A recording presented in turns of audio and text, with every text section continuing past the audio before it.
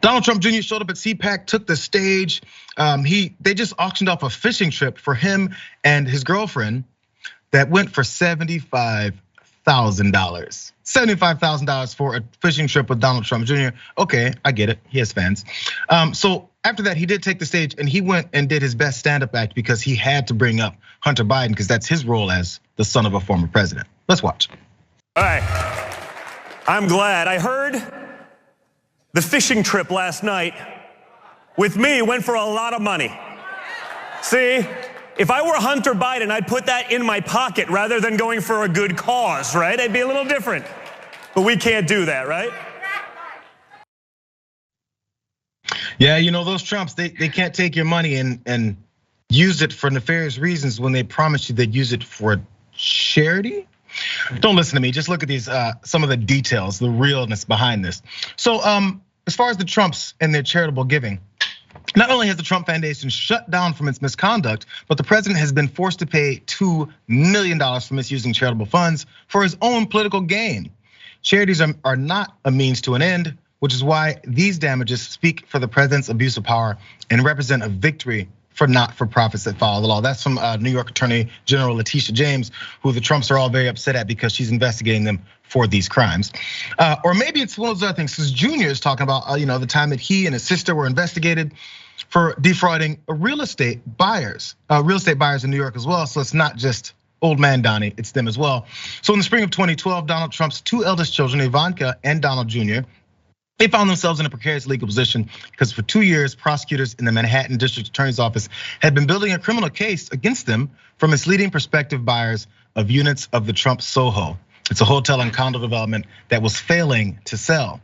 The evidence included emails from the Trumps making clear that they were aware that they were using inflated figures about how well the condos were selling in order to lure other buyers. So in one email, according to 4 people who have seen it, the Trumps discussed how to coordinate false information they had given to prospective buyers. In another, they worried that a reporter might be onto them. And yet another, Junior, spoke reassuringly to a broker who was concerned about the false statements, saying that nobody would ever find out because only people in the email chain or in the Trump organization knew about the deception. Wow. So the hypocrisy there is, I mean, I guess it's standard for these guys, yes. Before I get to the second part about this, I'm curious what you think about this. So many things I think about this. First of all, why are we talking about Hunter Biden still, especially considering everything that's going on in Ukraine with Putin and why his father was impeached the first time? Probably not the best thing to be bringing up right now. But that last quote that you read, was very interesting because I was thinking about that. A lot of these things that he's talking about are so easily disproved, where some of them were found to be false, like the crack pipe thing, right? But their audience really doesn't look at all of these debunkings, right? So they hear one thing and then they go with it, and it can be completely untrue, but they'll believe it. And if it's debunked in the media later, then it's it's the liberals, it's the leftists, and it's a fake news media. Once it's out there, it's out there. It doesn't matter if it's true or not. And that's why, publishing and journalists, they have such a huge responsibility to get it right the first time, because people don't always see or value retractions. And then you get things like, Joe Biden's handing out crack pipes, and then that goes viral, and they will not give that up, despite the fact that it's simply not true. Let's get into how untrue that really is, because of course, as you pointed out, Junior had to get to that aspect as well. If you bring up Hunter Biden, you have to bring up drug use, and you have to also talk about fraudulent behavior as if they don't participate in this. So let's get to that second part that he brought up, because crack pipes, watch. Right? That too. No, think about how bad things are going right now. I'm gonna play off of that, okay, sir?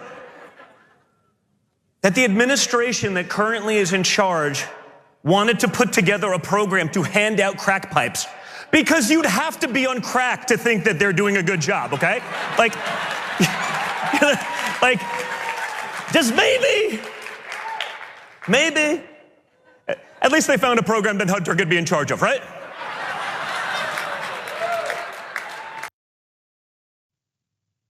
Oh man, it's so hilarious, man. This guy really needs to take his show on the road. Either way it goes, so as far as this whole crack pipe thing, because we've been seeing this and hearing this over and over and over again, how about a little bit of reality? Let's go into this. So there's some confusion surrounding this, and It stems from an article that was published by the Washington Free Beacon, and it cited an anonymous spokesperson from the Department of Health and Human Services, the conservative news outlet here that wrote this, that a program backed by the Biden administration, quote, will provide pipes for users to smoke crack cocaine, crystal methamphetamine, and any illicit substance. Also, the posts after this all refer to a program that will distribute $30 million in funds to community-based harm reduction programs. It's part of an effort from the Biden administration to address a massive surge in overdose deaths during COVID-19. Now, as far as those crack pipes, again, they were never part of this kit. It was inaccurate reporting. White House Press Secretary Jen Psaki said this during a press briefing.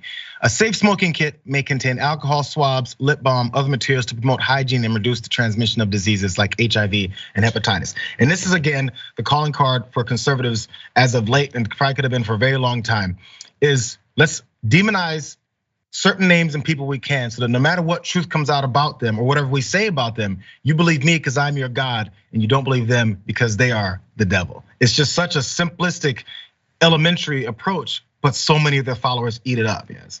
You know what else too is a lot of these red states have major drug problems that need to be addressed, and they're not being addressed in any kind of adequate way. They're getting worse. I don't want to say which states because I'm not entirely sure, but specifically in the middle of the country, a lot of red states, a lot of drug problems. So if they just maybe got the reporting right, maybe they could actually help out some of their constituents and some of these people. And the other thing that I want to say, I don't think I should say it. I don't think I'm allowed to say it, so I just won't.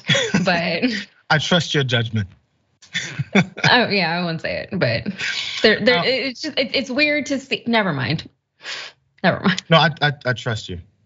Either way it goes, whichever you want to do. Yeah, we'll leave it there. We'll put a bookmark in it there, and we'll see if we'll come back to it at some point.